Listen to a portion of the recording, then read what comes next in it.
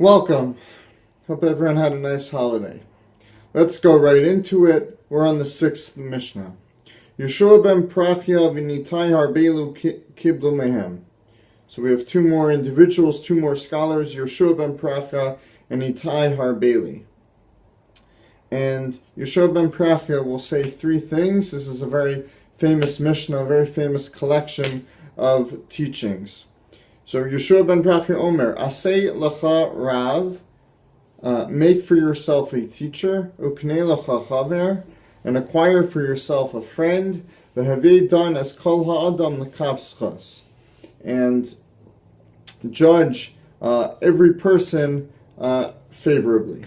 Give them the benefit of the doubt. So let's run through each of these three. Obviously, they're pretty straightforward, but there's a couple things that Rabbi Hirsch and others pick up on.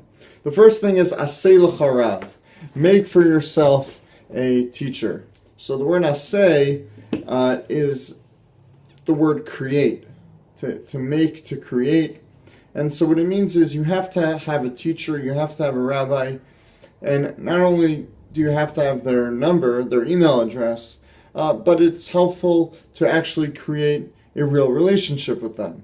So that's the creative part of the process, that you talk to a teacher about both your Halachik questions as well as your life questions, and that's what's considered asay lecha rav, to create for yourself a teacher, someone that can help you throughout your life.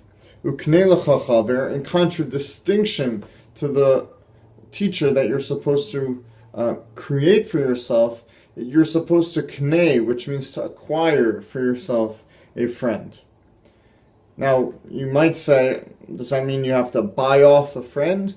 No, I don't think so. Rav Hirsch doesn't take it that way. Rather, he says knei, to acquire, means reach out to someone. Do something nice for them. And by doing acts of kindness, it's not that you're buying them off either. It's that you're investing in the relationship, and hopefully they'll reciprocate.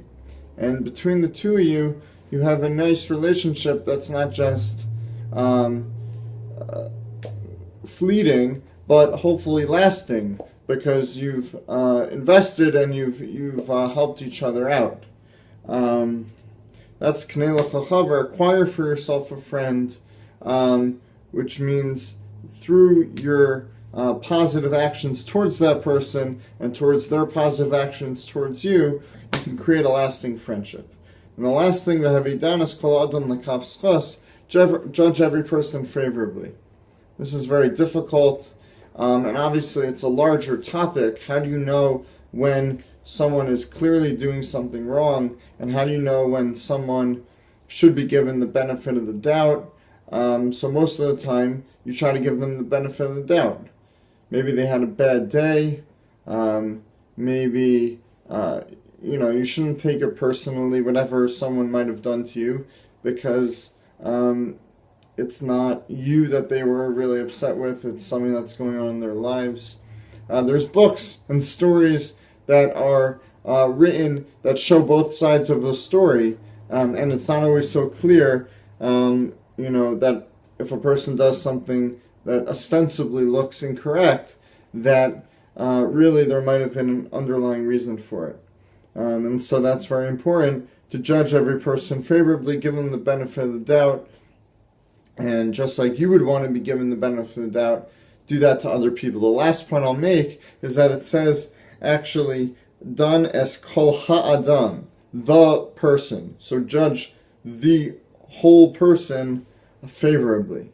Why doesn't it say kol adam, every person, which is how I read it initially? So the commentators pick up on the fact that it says ha'adam, the entire person. Meaning, let's just talk about one person.